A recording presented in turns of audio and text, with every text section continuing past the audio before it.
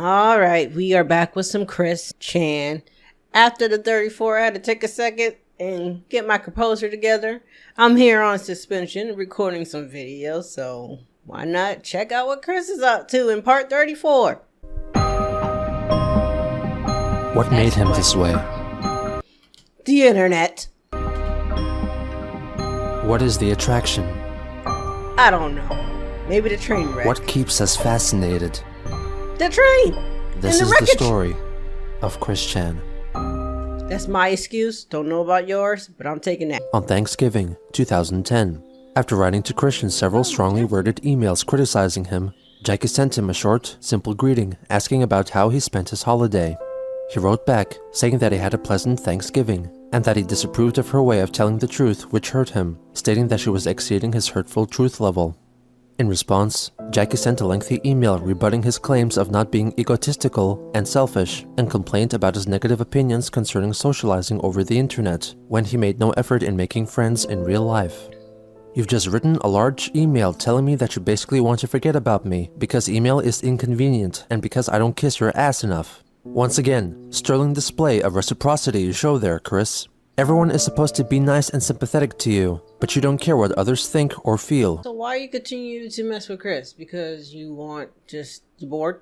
I don't understand it. It's like they troll him, but the way Jackie come off as you really like him or you really want to help him, that's not the way of helping him. So anyways, if you want to go your whole life without having to face the truth about yourself, that's fine. Just accept that you won't be respected as an adult and that you won't be getting a girlfriend or sex. Ever. Jackie. After the sour exchange, there was a 2-week gap in communications between Chris and Jackie until December 7th, when she wrote a brief email asking how he was getting along and whether he had made any progress in socializing in real life or if he was still sitting at home playing video games all day. Chris sent her a reply within 20 minutes. Hey Jackie, well, currently, I'm not making much progress in making new friends, but I have been going out more. I'm still frozen and clammed up in mass public. And for your information, I said socializing on the internet was bad, not the whole internet in general. Yet while I do sometimes play on PS Home, a social gaming network, I still am frozen in that public setting with my avatar, and I mainly focus on the single player exploring and play. How are things with you and Lars? Stay safe and well. Christian. Jackie informed him that Lars was still in addiction counseling, but was doing well, and suggested that Chris should return to the social media site Facebook to socialize by joining a group, since it was apparently near impossible for trolls to bother him there. After this correspondence was another break in emails until Jackie wrote to him again on December 19th, asking about his current situation.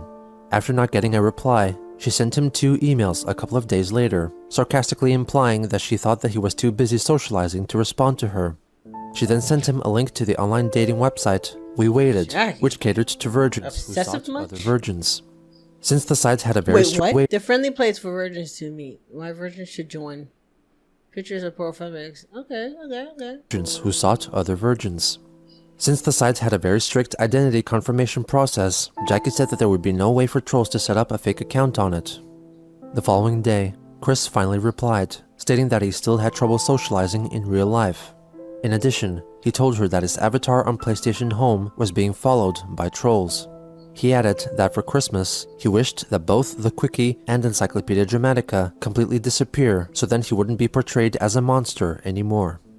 Christmas of 2010 came and went without anything of note occurring. By the start of January 2011, organized trolling efforts had all ceased.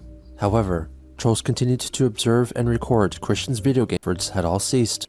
By the start of January 2011, organized trolling efforts had all ceased. However, trolls continued to observe and record Christian's video game spending and playing habits via his online gaming profiles, noting that he spent a considerable amount of time playing DC Universe Online and Little Big Planet 2.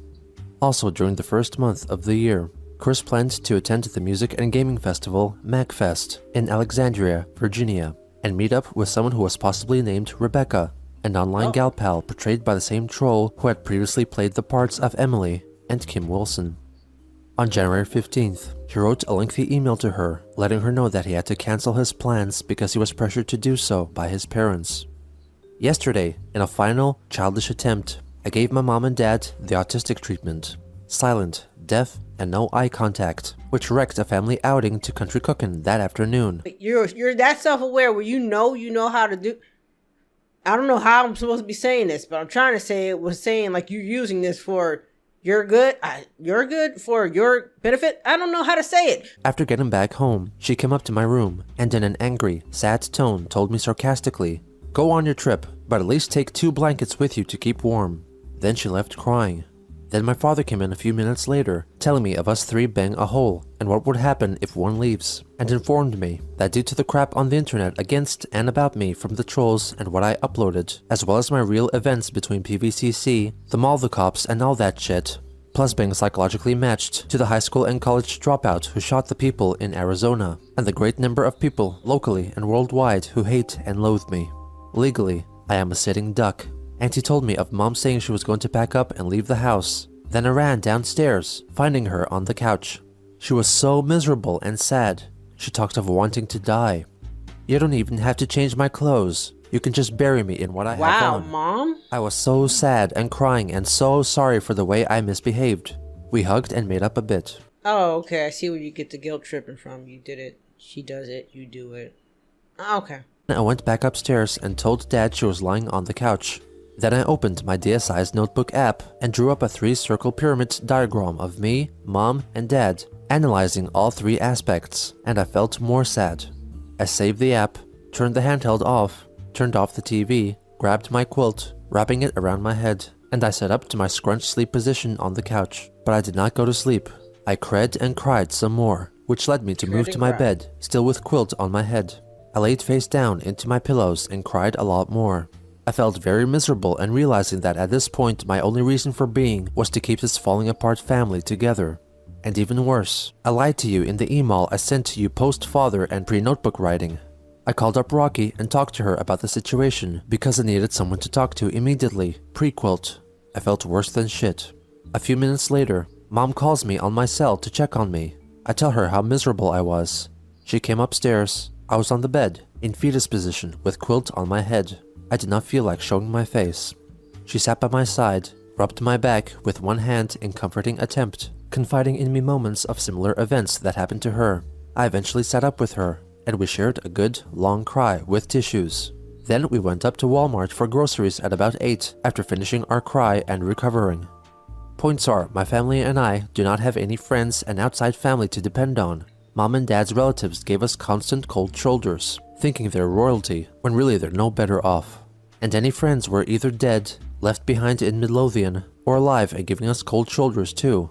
They will never feel at ease with me going anywhere more distance away than Charlottesville or Ruckersville, not unless they actually know and have met in person any people of my acquaintance, including you.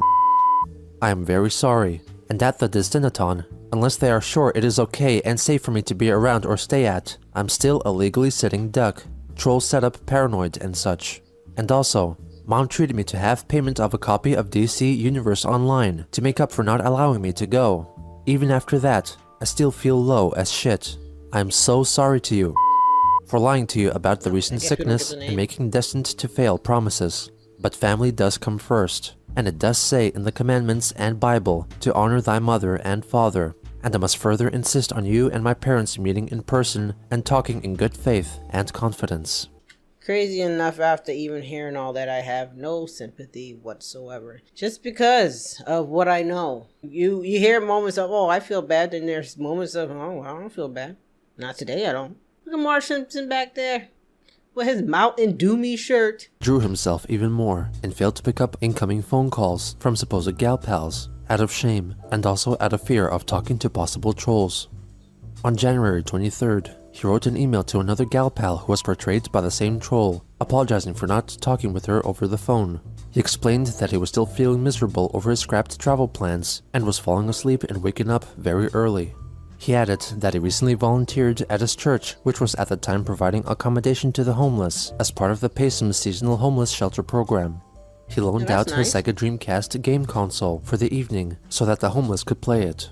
He also helped serve food to them. Chris told the gal pal that he would have volunteered again the following day, but couldn't bring himself to go there again due to his depression and extensive gameplay of Little Big Planet 2. He noted that the game was encouraging him to think creatively again, coming up with new storyline ideas for his Sonichu characters in the form of playable levels in the game. Nevertheless, he remained doubtful of being worthy of talking with her over the phone for the time being. In early February, Chris got a urinary tract infection, causing him many restless nights. During this time, he treated himself with antibiotics prescribed by his doctor while being forced to stay at home. He mentioned in an email that his mother was quite helpful to him, who on at least one occasion brought him cartons of orange juice and chocolate soy milk to make him feel better. When he felt healthier, Chris continued to work on his Little Big Planet levels, which included a series of movie-like animation levels talking about his life and autism, for which he would provide a narration track. On February 13th, Christian finished his 6-part so-called Autism tutorial, a selection of animation-based levels in Little Big Planet 2, in which he talks about autism and his personal experiences with the condition. Hello, ladies and gentlemen. My name is Christian Weston Chandler, alias Christopher, and I am autistic. I'm functionally autistic. In this animation, with Wikipedia facts and book diagrams, and in my own words and opinions, we will look into autism, what it is, possible causes, and treatments and cures, and how we autistics should be treated and respected in real-life social situations. The way you said that was so damn serious, but look, the way you want to be treated, you gotta treat people the same. Like, that whole, treat people how you want to be treated. If you're treating people like shit, don't be surprised when people treat you like shit back. If you just watch this episode, you'd be like, oh man, what's going on? Why are everybody picking on this guy? He's so nice. He's so sweet. So far, so sweet. Yeah, go back a couple of them. Go back a couple episodes. If this was the first episode I've ever seen of Chris Chan, I'm like, damn, why everybody messing with this kid? Why you said it like that? Real life social situations. First, autism. What is it? In a nutshell, it is a malfunction in the neural development that impairs social interactions, communication, and restricted or repetitive behaviors. But facts also state that autism occurs pre-birth, sadly, in mutated genetics within the chromosomes, which can happen when a pregnant mother smokes, binges, takes drugs, or certain meds, and other non or real environmental factors, such as card sauce. Ladies, get off the drugs now. Yeah, if you're pregnant, be healthy. No drugs, no smoking. Take care of yourself, take care of the baby. Anything you put into your system, the baby gets. A fact. That is a fact, Very, very true fact. Another factor lies in the father's age upon child conception. The mother's age is not a factor here. Dudes, have your children before like 40 or 50. Common symptoms of autism include and should be observed to notice little to no eye contact, malcommunication with delayed babbling, unusual gestures, low responsiveness. Try calling their name. In that young age, they seldom respond if they have autism, as well as unsynced atypical vocal patterns. They also will have lack of intuition of other people, lack of attention to social stimuli, and little to no smiling. A controversy began when they blamed mercury and MMR vaccines, but it was removed from all vaccines in early 2000, and yet the autism rate still grew over the decade.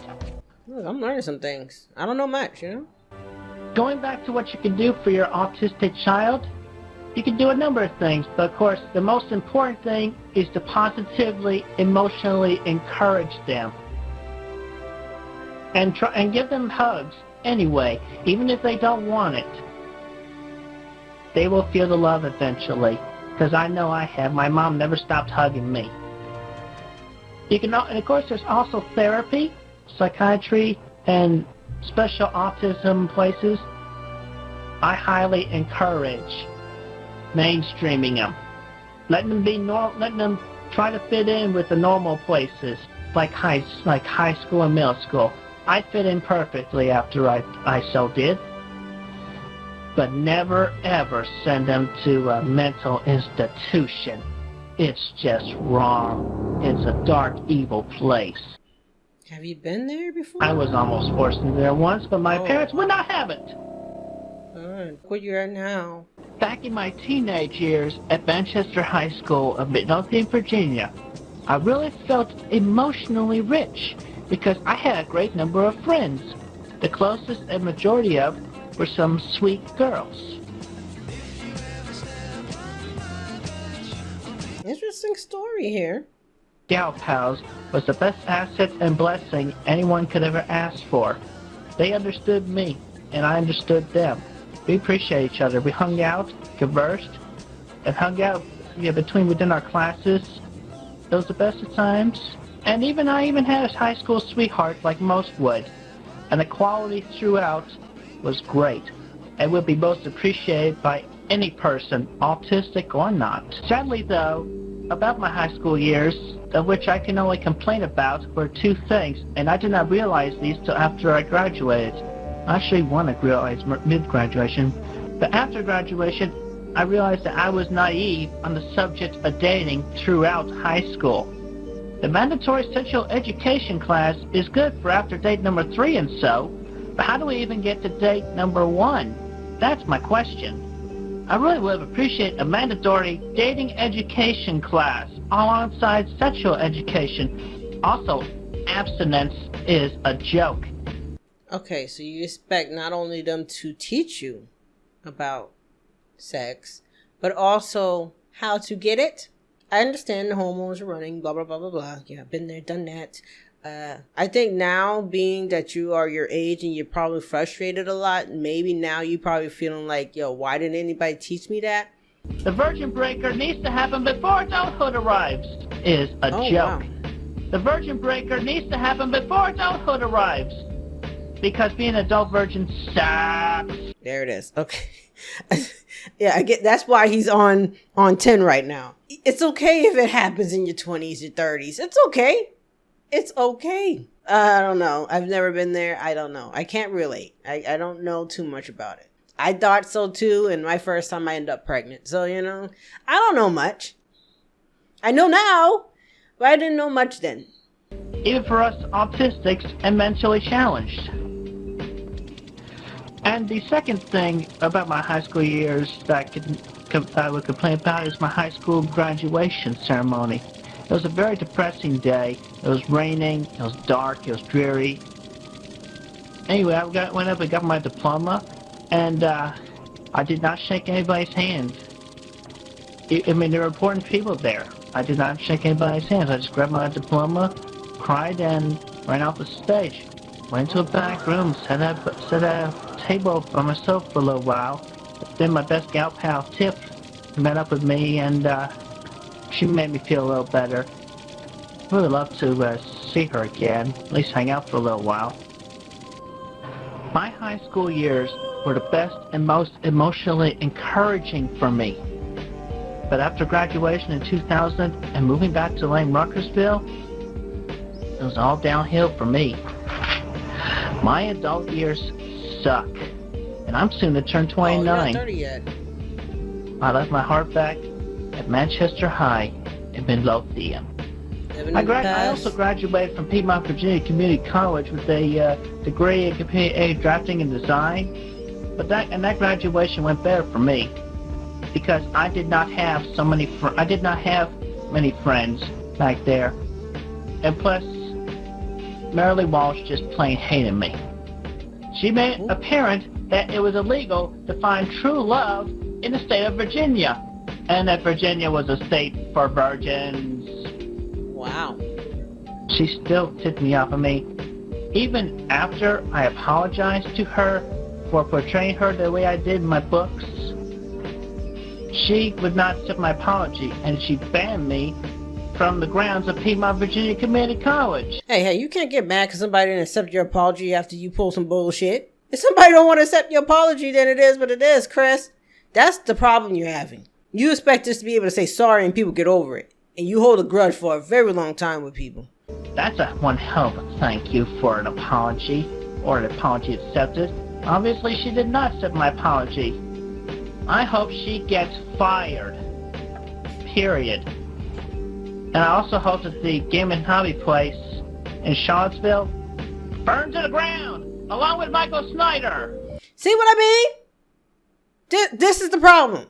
Look, here it is. I was just wondering when Chris gonna come back around. 19 minutes in and we're here. You're talking about somebody need to burn to the damn ground. We got 19 minutes of niceness and feeling bad and okay. And now here's Chris. True colors coming out. And that's all my ranting for right now. Look, I can understand you being mad at people. I get that. We get mad at people all the time. But when you take it drastically, you want people to die because you're taking it too far. Now, certain things, for certain reasons, I understand why people will go that drastic. But the fact that he only kicked you out and told you not to come back, that's too extreme. Other things, I can understand why you can get a little to that point. I'm not going to say those things. The expensive mall of downtown Charlottesville houses a number of small businesses, as well as the show-stopping Pavilion Tent and the Paramount Theater. This, as well as the Fashion Square Shopping Center, should both be social watering holes, but for me, sadly, they are not. Anywhere herein, even including the bars and events like Fridays After 5, nobody will even look or say hello to me. Do you say hello to people? The internet reputation I have against me, sadly, thanks to those gross people that have taken my information and strewed it around in their misconceptions of weirdness, twisting everything. I've already gotten into how bad that has affected me and how emotionally scarred I have been. Back to social life, the autism increases my shyness, so I hardly have even the basic instinct to just say hello to anyone, or even open up so easily with trust.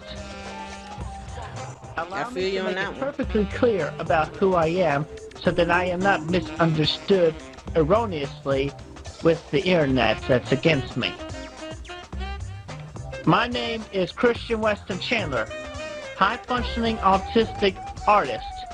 I am kind, caring, empathetic, emotional, a good friend, a loyal friend, cautious and wary, trustworthy, mostly honest. Okay, hold on. Mostly honest. That means you sometimes lie. I do not like to lie. I would only lie to protect my other people's feelings out of care. Mostly honest. Okay, I'm mostly honest. Not like to lie. I would only lie to protect the other person's feelings out of care and respect. I am not a monster! I don't know if that... I am a caring, emotional, feeling, heterosexual human being. And I should be treated equally and respected as such. But do you portray that? I do have one friend who cares about me around here. Unfortunately, she refuses to go beyond just friends, but I care about her just the same anyway, because that is the kind of guy I am. Chris's friend Mick shows up to inform him that she has a friend that she would like to introduce to him. In the next part, Mick introduces Christian to Nanette, who is described by him as a pretty woman. I think you have a very good face.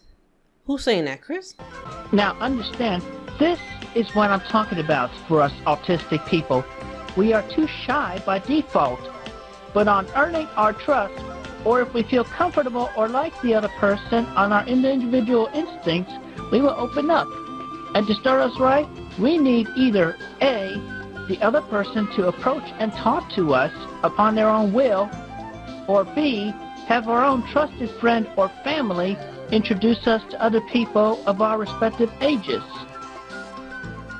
In this scenario, it was a great match for me, for A, she is a single woman without a boyfriend, B, she is pretty and easy on my eyes, and C, this woman I could feel comfortable with and feel a good and honest aura from her. From this, a good friendship and hopefully a long relationship will stay between us for the long time. Do not bring me down here, naysayers and haters.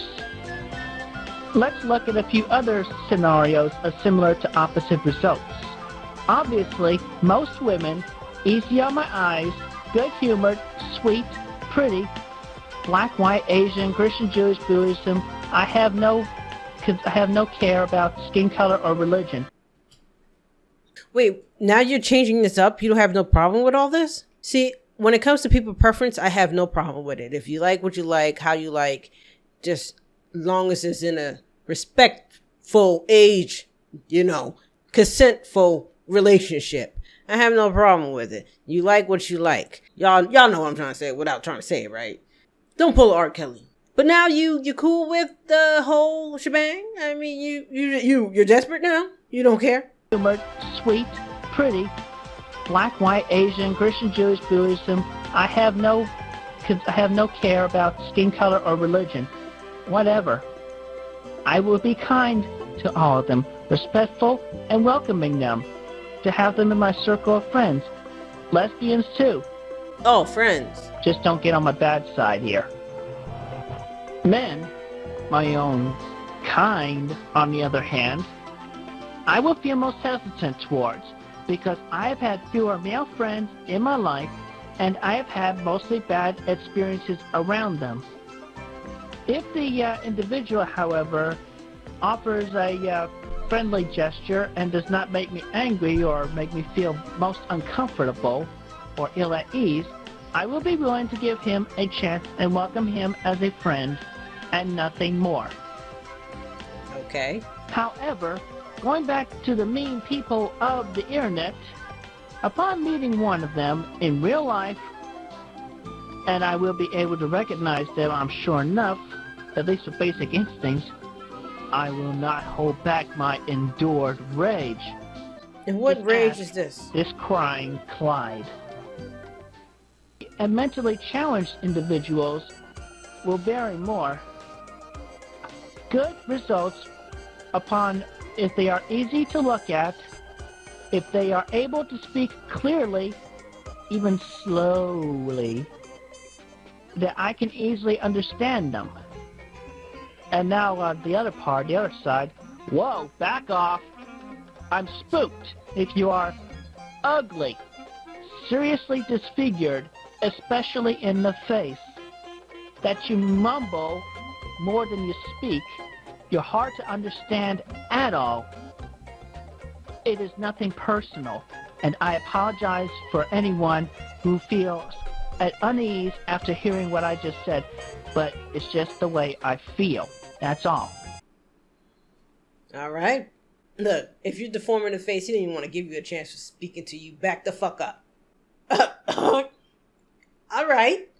I hope you know some people can't help the way they look, right? You know that? And Chris, need I say it? No matter. I'm black. He don't like me. All right. About us autistic people, we do not like to be alone, quote-unquote, 24/7. We need the emotional support of a true friend. Nobody likes to be alone 24/7. Well, some people do. Also, on another note, apparently government funding goes more towards physical health over mental health. The brain is a part of our body, and not just any part, the most vital part.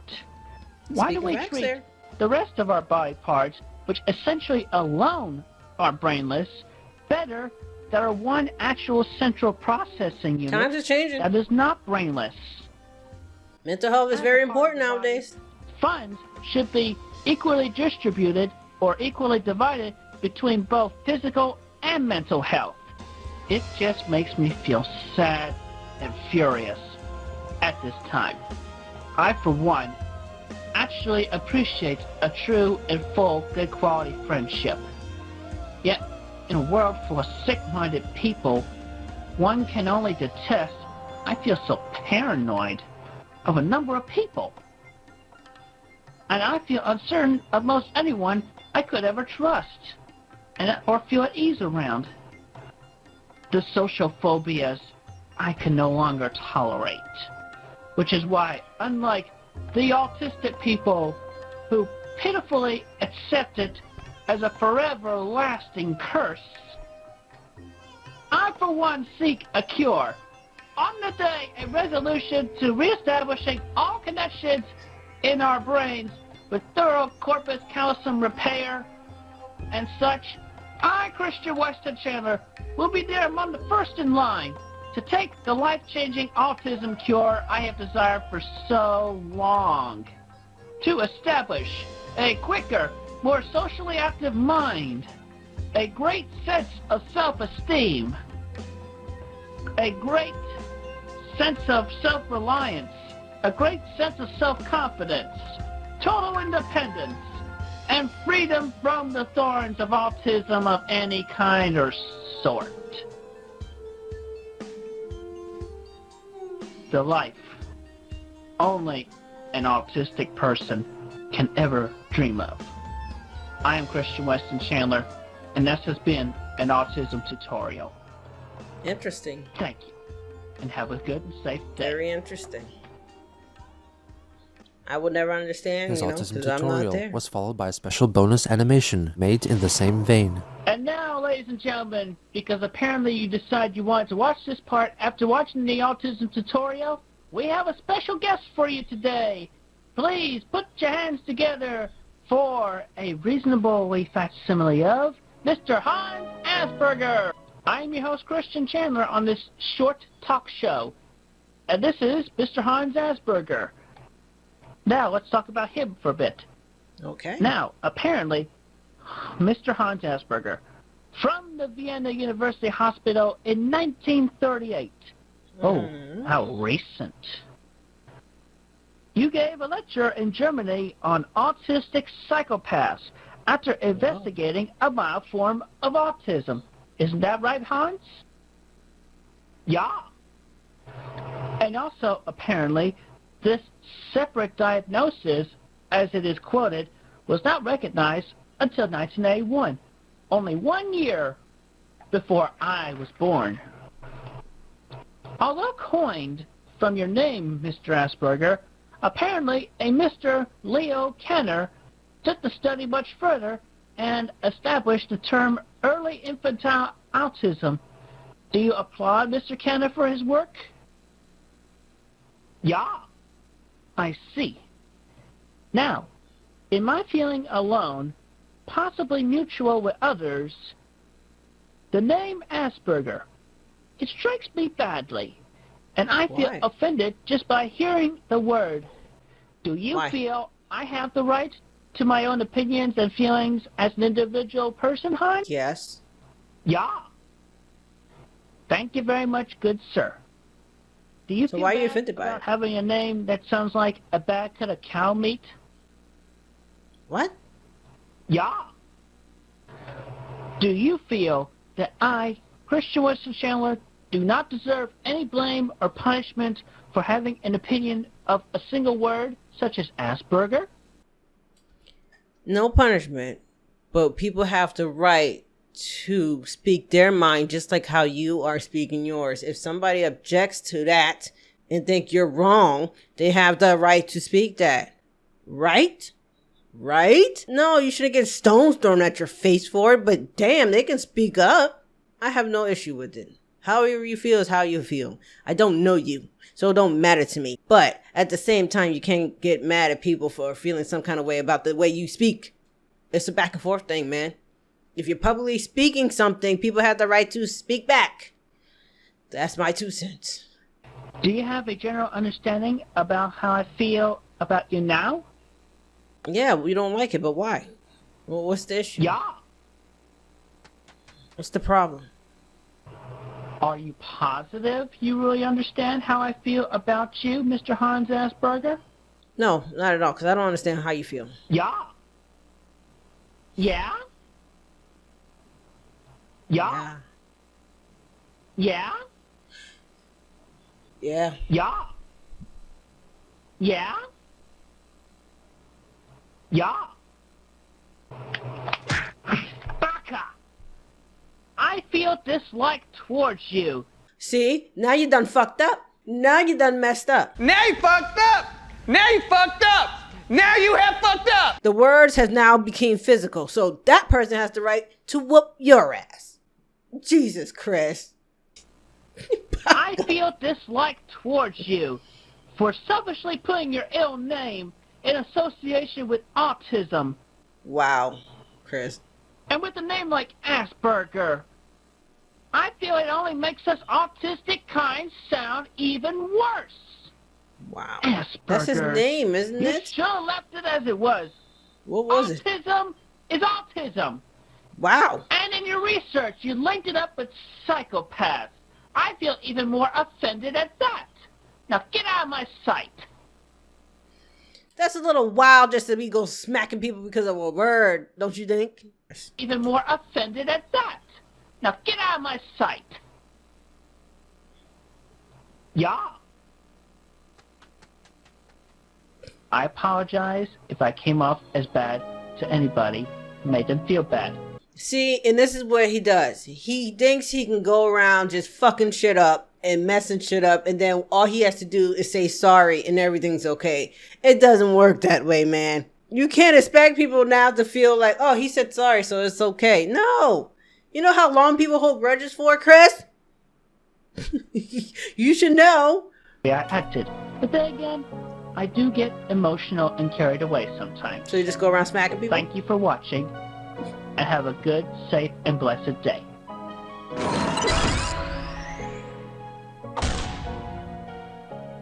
Wow.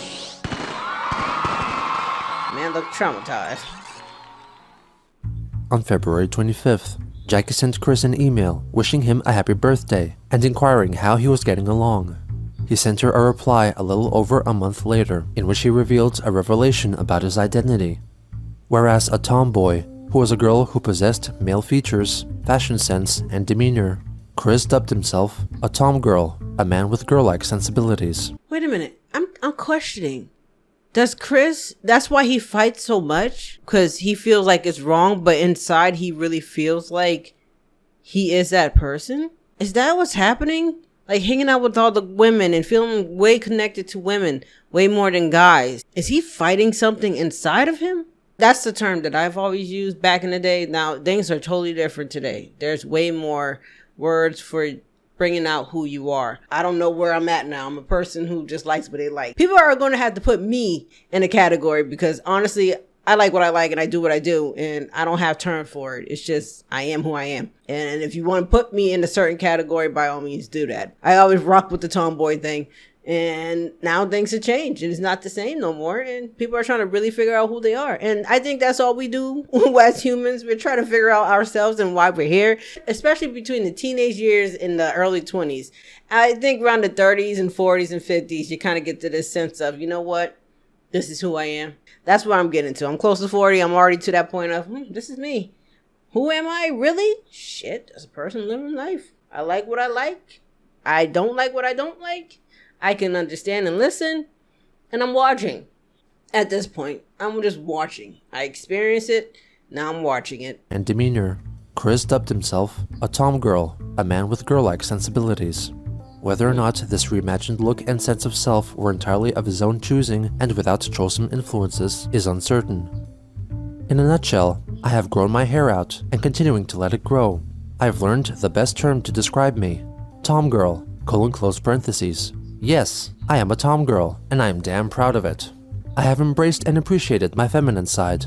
I am still totally heterosexual. Otherwise, Okay. I would be a full-blown you-know-what. I also have had my ears pierced with amethyst studs, my birthstone, recently. I've been more self-confident, and I have a sweet sachet walk, hair, and wink flirts, and I'm greeting women left and right. Hello, close parentheses. Also, here's another way to consider me. I am a Ken doll any Barbie can dress in her clothes, and I would feel most comfortable in them and to model them for her. where does Ken- Come shopping with me, sweetie. Close parentheses. He sent her a small collection of photos of his new look, which he had only shared with one other party, Linnea, a gal pal portrayed by Kim Wilson. Jackie finally sent a reply to Chris on April 18th, in which she confessed that she got aroused by his photos, and that she also shared them with another friend of hers. Chris was bothered that his pictures were being shared, but since he didn't find them on the quickie, he felt that it was still fine. They further continued communications, with Jackie revealing that she was no longer with Lars, and would possibly be interested in meeting up with Christian if given enough time. Oh boy, she found the door opening. She's like, oh, wait a minute. We got some more juicy shit going on. Let me see if I can slide back in there. Jesus Christ. Told her that his mother was quite unsupportive of up with Christian if given enough time. Chris then told her that his mother was quite unsupportive of his tomgirl ways for the first few weeks, but then settled into this new fact. Barbara became bothered again when Chris started putting on makeup, with her fearing that he was turning into a homosexual or a transvestite. He also remarked that she thought it made him look like a prostitute. Chris further shared with Jackie that his father was recovering from colon cancer surgery, and that he was putting a strain on Barbara due to his constant argument starting. Barbara also quote-unquote got some monkeys off her back while confiding in Chris during this stressful time. She brought up the final day of Christian and Bob moving back to Ruckersville from Chesterfield County in 2000. That night, she offered them a spaghetti dinner, which they both declined. Angered by the situation, she refused to cook for them from that point onward. Chris then told Jackie that the following month, he was planning to get himself a belly button piercing and a tattoo on his lower back, which would consist of planetary symbols and the phrase, "Tomgirl forever." Toward the end of April, the PlayStation Network was hacked and personal information of users was compromised. On April 30th, Chris discovered all of the Tomgirl photos that he had shared with Jackie and his online gal pal Dana on the Quickie. He wrote emails to both Dana and Jackie, doubting their legitimacy as true and honest friends. He announced that he would no longer share photos with Jackie until she earned his trust. Jackie responded angrily, upset that he would call her a liar when he himself had lied to her so many times. She also suggested that perhaps the photos he shared with Dana via the PSN were saved onto Sony servers, and that was how the trolls got a hold of them. After 2 days, Christian formulated a reply, apologizing for accusing her of being in league with the trolls. He clarified that the photos being made public was devastating to him because now trolls knew of his new appearance, and worried that he might become a target of real-life trolling once again. On May 5th, Chris handwrote an 8-page letter to Sony concerning the PSN hacking. He also typed it out and sent it via email to both Dana and Jackie.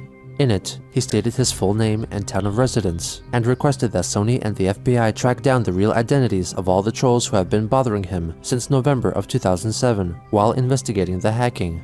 He added that he was the creator of Sonichu and had hand-drawn the online comic book series of his adventures, but along the way, trolls became aware of his presence and thoroughly spoiled his comics. He clarified that despite what some people may say online, he was in fact heterosexual. He admitted that he was partly at fault because in his past immaturity, he used to continuously respond to trolls, quote-unquote, egging them on.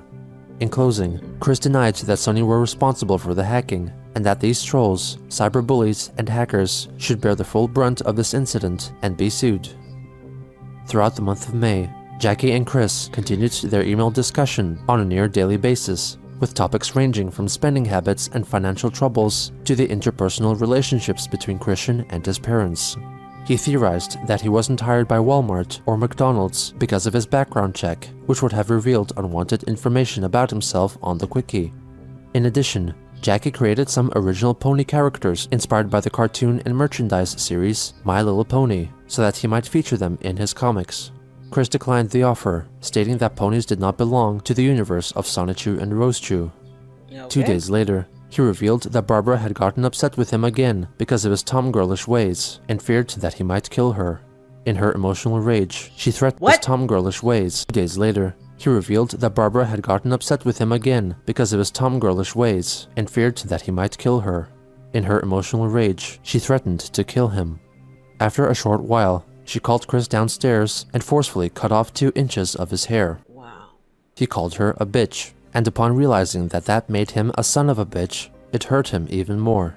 He gathered up clumps of his hair and fashioned a charm necklace out of it to promote faster hair regeneration. He also got himself a wig, which he wore out in public. During this time, Christian continued to further embrace his femininity, singing songs such as Teenage Dream by Katy Perry on karaoke nights. So this was you all along? It's just your parents were the one trying to put that shit in your head, huh? You start seeing who you truly are. And this is who you truly are, Chris? Okay. I don't know why I thought the internet was involved in this one, but this was really him being himself. Buying women's clothing. He confessed to his online gal pal that he was feeling uncomfortable using the men's bathroom while dressed up in his typical feminine garb, and asked her if it would be out of line for him to use the ladies' bathroom instead, stating that he would have no issue if a tomboy decided to use the facilities for men. No. While Chris's Can't do coming that, out Chris. as a tomgirl may have come as a shocking surprise to many observers, the signs were obvious to those who watched him the closest. Many theorized that his curious case of homophobia was due to his own repressed desires, stifled by his That's how it conservative usually goes, household. though. And for those who wished to delve deep into his past, Chris's future changes in identity should come as no surprise at all. Okay. All right. That makes sense now. I don't like speaking on things because I could be wrong. But I do feel like what he said with the whole denouncing it, saying it's not this. Usually you're just fighting your own demons. You're fighting your own self with it. Now, this episode, like I said, if you would have watched this episode and never seen any other episodes of Chris, you would be feeling for this guy. Like, damn, he just want to be who he wants to be. His parents are, woo! Oh my goodness gracious. That's a whole nother level of shit. Parents aren't the best, right? So he goes on the internet to find someone to talk to communicate with.